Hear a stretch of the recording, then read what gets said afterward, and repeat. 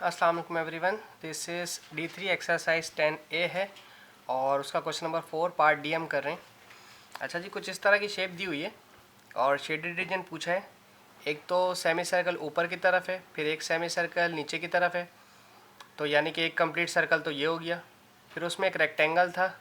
बस प्रॉब्लम यह है कि उस रेक्टेंगल में से आधा सर्किल और आधा सर्किल यहाँ से काटा हुआ है, तो यानी कि मेरे पास सिर्फ दो ही चीज़ें हैं, एक सर्किल कंप्लीट है और उसमें बीच में जो है ना रेक्टेंगल ऐड है। तो आपने एरिया बहुत इजी तरीके से निकलेगा, इसका कोई मुश्किल नहीं है।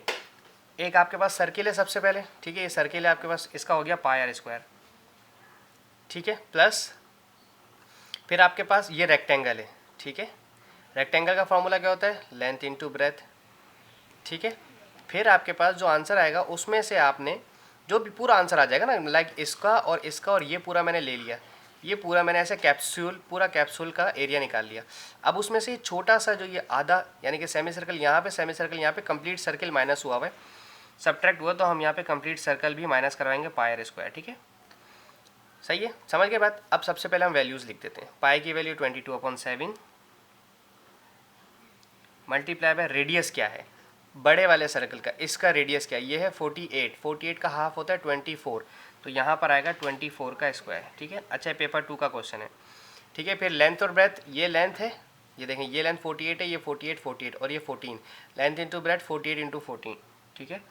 48 मल्टीप्लाई बाय 14 माइनस पाई की वैल्यू 22/7 और रेडियस जो है, अब जो है रेडियस ये वाला देखना है, इस सर्कल का रेडियस कितना है, ये यहाँ से लेके यहाँ तक ये 14 था, रेडियस मेरा हाफ होगा तो 7 का स्क्वायर लेंगे, ठीक है जी। अब पहले इस वैल्यू को खोल देते हैं, इस वैल्यू को खोलते हैं तो ये बनेगा हमारे पास 24 का स्क्वायर और इसको मल्टीप्लाई करवाना है पाई से, तो ये बना तकरीबन, एक सेकंड, पाई से ना मैं मल्टीप्लाई करवाता हूँ इसको अभी फ़िलहाल। ये बना है 576 पाई, ठीक है, प्लस इसको चेक करवा लेते हैं 48 और 14 कितना बना।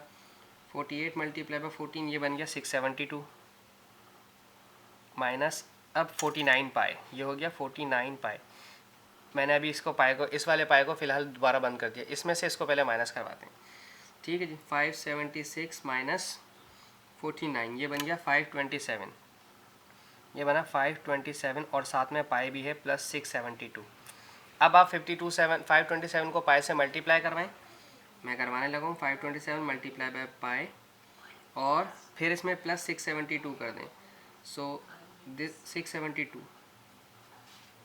तो दिस बिकम 2327.61 और ये बना है सेंटीमीटर स्क्वायर, ठीक है। अब अगर आप इसको राउंड ऑफ करेंगे तो 2328 समथिंग बन जाएगा।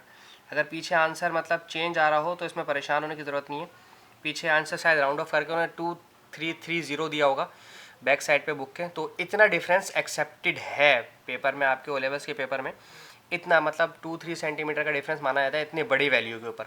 छोटी वैल्यू 100 की अंदर की वैल्यू होती तो उसमें इतना डिफरेंस नहीं माना जाता, मतलब थाउजेंड्स में मांगा जा रहा है तो इतना राउंड ऑफ मांगते हैं लोग, ठीक है ना। तो अगर आप इसको 2330 भी लिख सकते हैं तो आपका आंसर एक्सेप्टेबल होगा। तो बस इसमें यही कुछ था। Thank you so much, I hope आपकी मैं मदद कर पाया हूँ।